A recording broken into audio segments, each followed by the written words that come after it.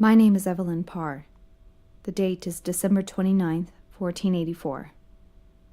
I've been an operator for TKI for 8 wake years. For the last 3, I've run inter-network shipping lanes through colonial systems, primarily towing petroleum barges and the like. My operational record and qualifications aside, I've passed every single quarterly CT scan, amyloid screening, and telomere checkup with flying colors. So let there be no doubt whatsoever that I am of sound mind, regardless of what you may think after hearing this report.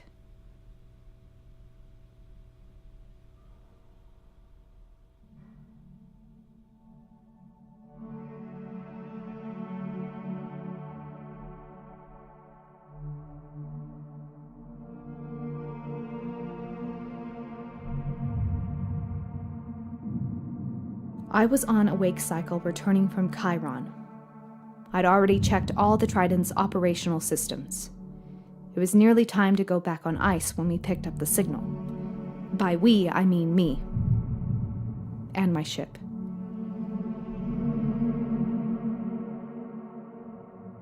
Long-range scanners detected an ASOS, Automated Distress Beacon. Per network contract, I was obligated to respond under penalty of forfeit. When you pick up any sort of distress call, the system is designed to make sure you know. They say it's because the company values every human life, but we all know the odds of live rescue out here in the black.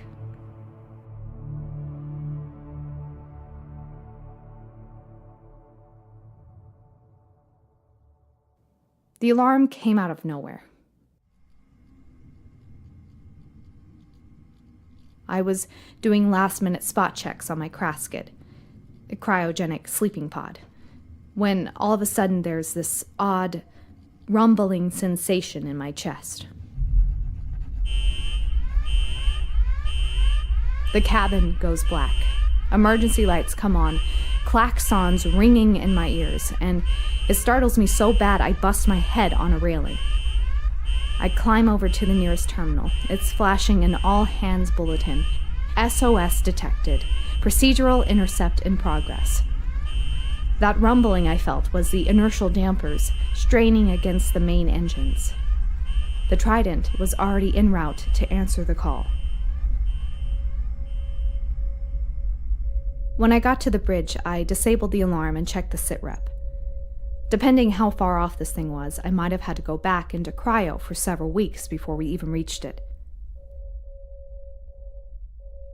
I couldn't believe it when I saw that we only had 6 hours until intercept. 6 hours. Something that close would be well inside the visual range. Do you know what the odds are? Astronomical is an understatement.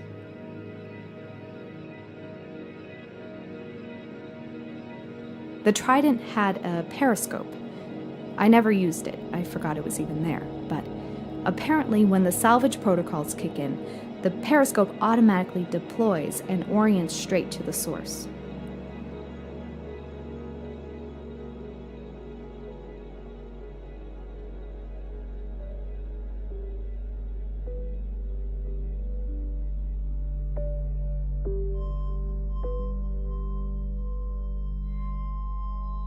I could barely make out the object, even at full zoom. A pale fleck drifting against the endless void. An escape pod. Not much more than a crasket.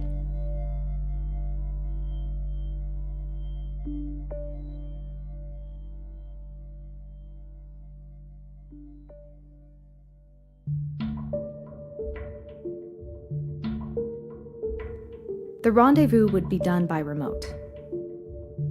A repair drone would deploy, fly out to the pod, then guide it straight into the Trident's path as we fly by. That way we don't waste any fuel trying to match its velocity.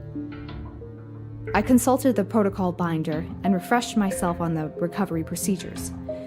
First, the recovered article, in this case an escape pod, must be checked for known contaminants.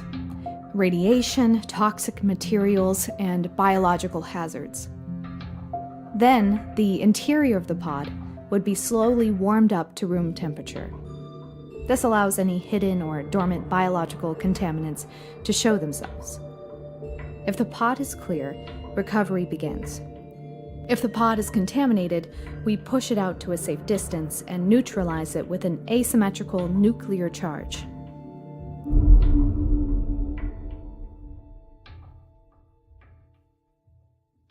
A little after 1800 hours, the repair drone successfully docked the pod to the Trident.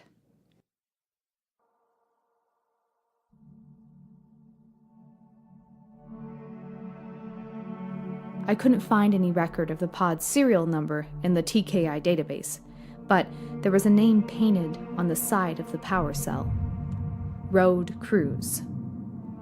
Whatever it wasn't commercial. Dimensions of the pod were about 25 cubic meters. Most of the bulk was taken up by the power cell. Bioscans showed one living creature. A person. This meant the chances of a valuable recovery were slim. It also meant I'd be sharing my life support, water, and nutrients with another person for the foreseeable future.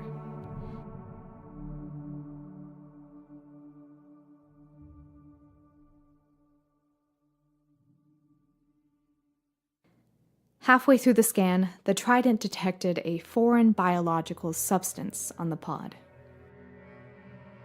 It appeared to be contained to a small area. Something no bigger than a suitcase. Just as I was about to turn the key to terminate the recovery, the system disabled my access, locked me out. Apparently, it didn't see the foreign biomat as a threat. I was unimpressed with that assessment. The Trident's medical systems took over control of the pod and began a thorough checkup of its inhabitant. Whatever it was the sensors picked up on that pod, I didn't trust it, and I needed to ensure the safety of both myself and my cargo. Locked out of the recovery system, I could attempt to bypass it and force the Trident to unlock the pod. But even if I succeeded, I could lose my license. However, as captain of the Trident, I had the power to arrest and interrogate any individuals which present a reasonable threat to myself, my crew, or company assets.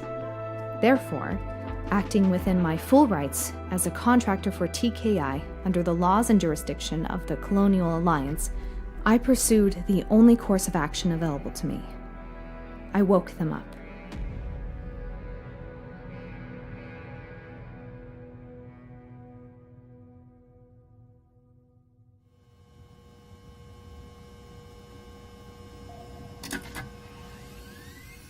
From the medical bay, I was able to access the casket controls and perform an emergency override. A face appeared on the tiny monitor. A woman barely in her 20s. As she came out of cryosleep, her breath began to fog the glass lid of the casket. I switched on the intercom and went to pour myself some coffee while I waited for her to come to. As I returned, I could hear her voice, calling out for help. Coffee in hand, I pressed the talk button and told her it was all right, that she had been rescued. She breathed a sigh of relief and smiled into the camera. Then she asked if I could come let her out of the casket.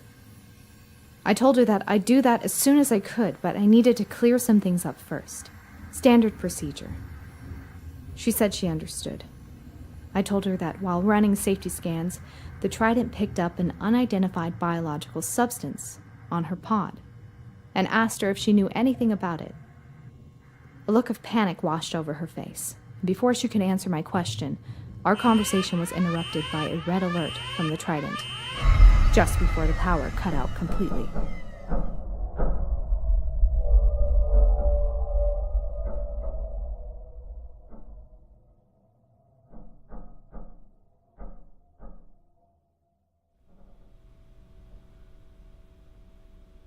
The engineers say it was a solar flare, but there was nothing in the forecast about any dangerous weather in the region.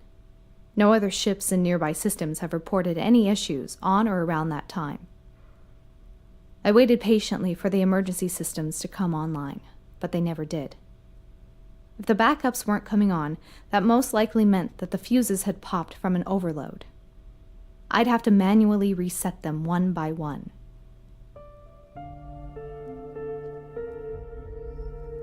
When you spend such a long time on a ship by yourself, its interior becomes as familiar to you as your childhood bedroom. I groped in the darkness of the medical bay and felt my way toward engineering without much difficulty. I quickly descended into the bowels of the Trident until finally I found what I was looking for. But when I checked the fuse controllers, I discovered that none of them had been tripped. The primary systems all remained firmly in the on position. Same story with the backups. I knew that I must have been mistaken, so I fumbled around until I found an emergency torch. That's when I knew I was in trouble. Whatever killed the Trident had apparently knocked out every single electronic circuit on board, right down to the flashlights.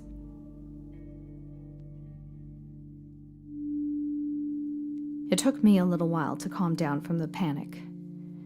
The Trident was a dead hulk, floating through space at sub-relativistic speeds, 14 clicks from the nearest outpost. I couldn't even put up a distress beacon. My casket had its own power supply, but if the torch was any indication, it was likely non-functional as well.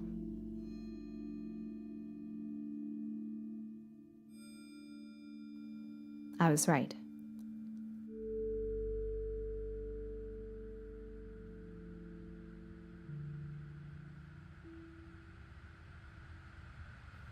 Eventually, I remembered the girl in the escape pod.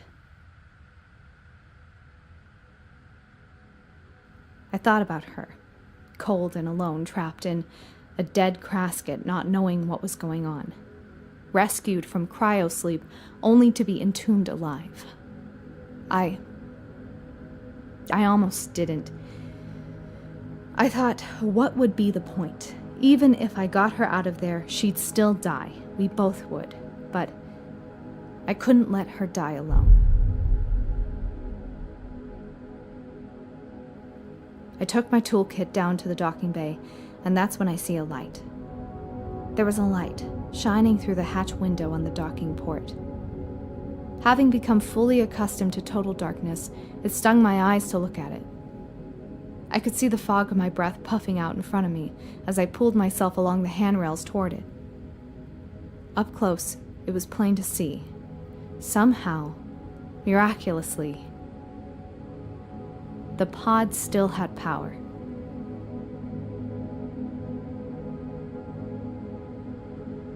The pod hatch was so crusted with interstellar grime that my spanner nearly snapped, cracking it open. The air inside was stale, metallic, vintage tech, sun-bleached and brittle. Back then, they still used actual plastic. The pod systems woke up on my approach. Little fans whirred to life, storage units chattering, but the casket was dark, its glass fogged by grime and condensation. I suddenly realized I had no idea how long it had been since the power went out.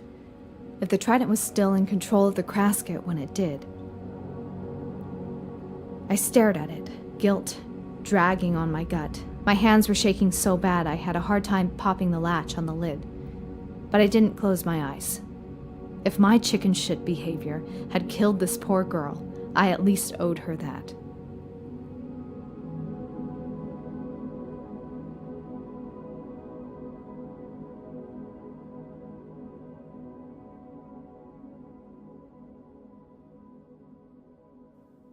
As I lifted the lid of the casket, the lights inside blinked on.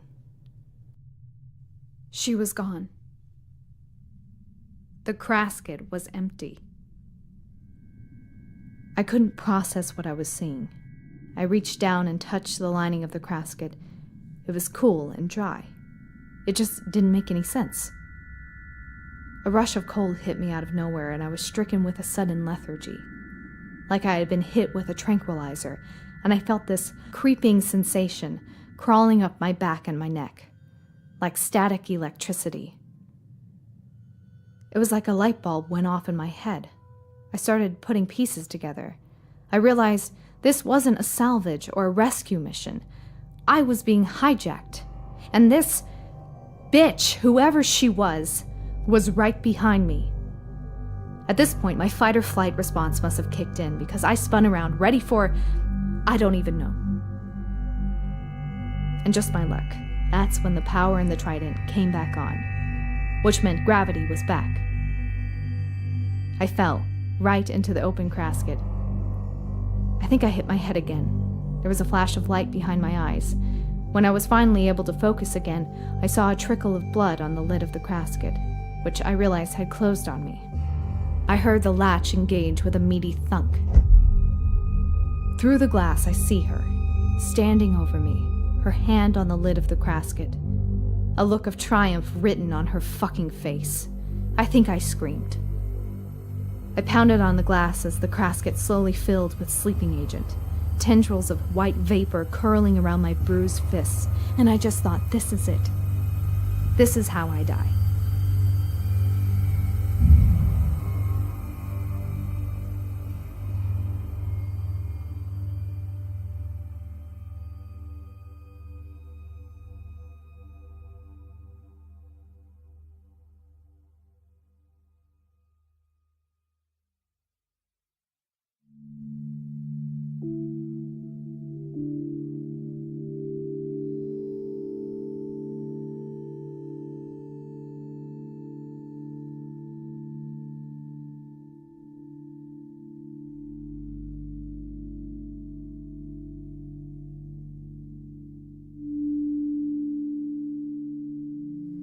I like my job.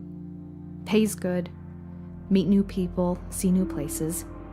Everything's always different. Take a job from a man on the Solomons, wake up and get paid by his grandson. So, time, history, not really my strong suit. I was one of those students who always aced every exam without studying. I know, insufferable, right? To me, history was little more than endless memorization of dates and places and the names of people long since dead. Once mankind had had his way with good old Mother Earth, he moved on to bigger and better things. That's the story. That's all you really need to know about history. What else was there?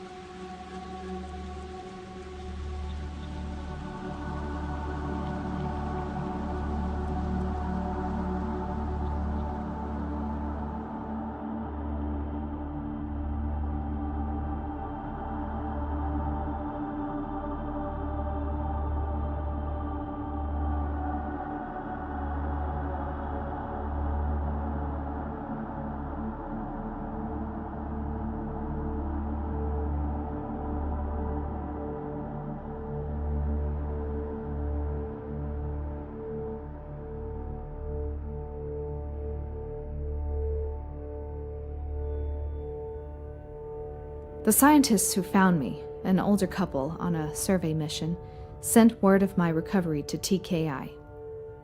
I had been missing for 18 months. They say it was a miracle I was even found at all. The couple had nearly completed their work and were preparing to leave the system behind when they detected an unexpected visitor passing near the world they were surveying. To say they were enthusiastic about finding me would be putting it lightly. But it wasn't really me they were interested in. They woke me up hastily and, ignoring all safety and quarantine procedures, ushered me onto their station. As we waited for a TKI representative to send instructions for my return, they badgered me for information on the escape pod they found me in. A wave of humiliation washed over me. Still reeling, I didn't relish the thought of recounting the tale of my hijacking and subsequent marooning. Don't get me wrong, I was grateful to be alive, but I knew that TKI would hold me fully accountable for the loss of my shipment. The insurance would cover any debts I owed on the Trident herself, but I'd be consigned to TKI for longer than my natural life.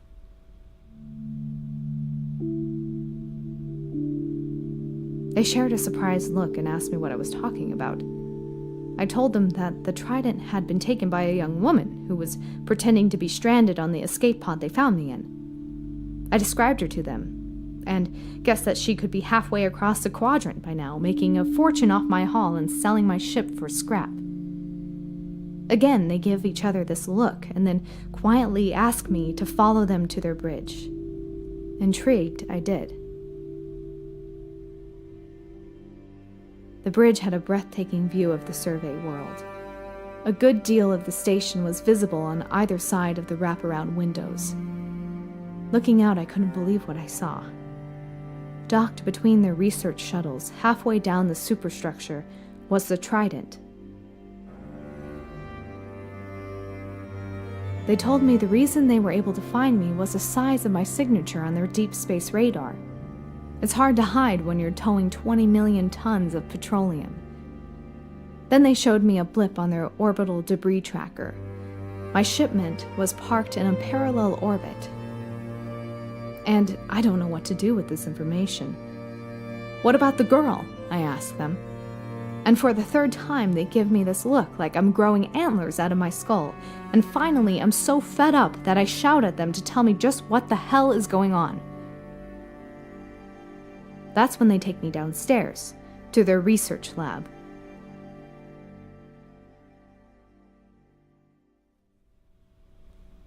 And I'm about to lose it. I'm looking around at the lab and all the equipment, spectrometers, electron microscopes, subterranean radiology, standard geology setup. Then I stop cold. Across from me, tacked to the wall, is a photograph. A group photo. About 24 people in uniform. The crew of a ship. But there's one face that stands out. A face that's burned permanently into my memory. I tell them, there she is, that's her! But I can tell they don't understand, so I pluck the photo off the wall and jab at the girl with my finger. That's her! That's the damned pirate that hijacked me! They tell me I must be mistaken. That's impossible. And now I'm seeing red because I realize that they must be in on it. I haven't been rescued. I've been kidnapped. I demand to know what these supposed geologists want with me and my cargo. They explain that yes, they're scientists, but not geologists.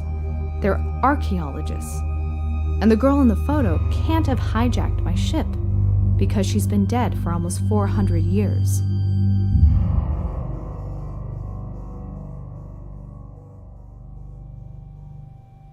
At this point, I break down in tears. I just let go and lose all control of my dignity.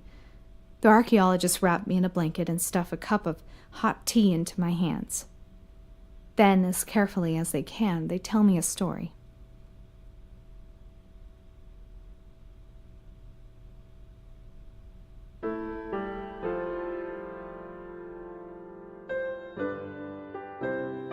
A long time ago, a colony began to terraform a new system.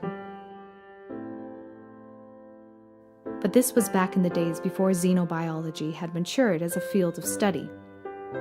The colonists were unaware that the terraforming process had awakened a dormant microbe in the permafrost of their new home. The death toll was catastrophic. But a pioneering humanitarian organization out of New Netherlands devoted all of their resources to finding a cure. And eventually, it's believed that they did. But the system was already under strict quarantine. No ships were allowed in or out. But there was one ship that tried anyway. The Road Cruise. I stated, more than asked. A fragment of memory came forward in my mind. Some long-forgotten bit of history that I hadn't bothered to pay any attention. They nodded and said that the Colonial Alliance had stationed several defense ships around the system to prevent traffic in or out. They fired on the road crews, and the captain, knowing that any survivors caught on an escape pod would never make it to the surface alive. I could tell where they were going, and I cut them off. This was 400 years ago, right? How could you know for sure? Maybe she did survive. Maybe she's still somewhere on the Trident. They told me that yes, a single escape pod had been launched, but the Alliance left it alone because they didn't detect any life signs on board. As far as they were concerned, it was empty. They let it go. That's when I knew. The foreign biomat that the Trident detected, the reason it wasn't rejected by the contamination scans. She didn't hijack my ship to steal it. But there was someone on board, I said. But they told me it just wasn't possible. Captain Adrian Kensington Ellis went down with her ship. Her body was recovered in the wreckage of the road cruise and laid to rest on the world below.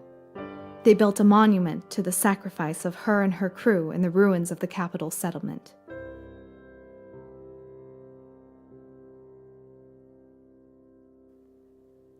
I must have watched the tapes 100 times, trying to make sense of it all. But every angle, every camera showed the same thing.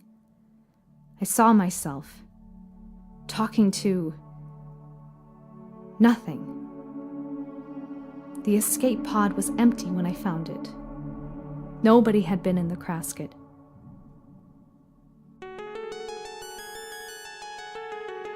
It's been 4 centuries since the colony was wiped out by a mysterious alien virus, but somehow, across space and time and even death, the captain of the road cruise kept her promise.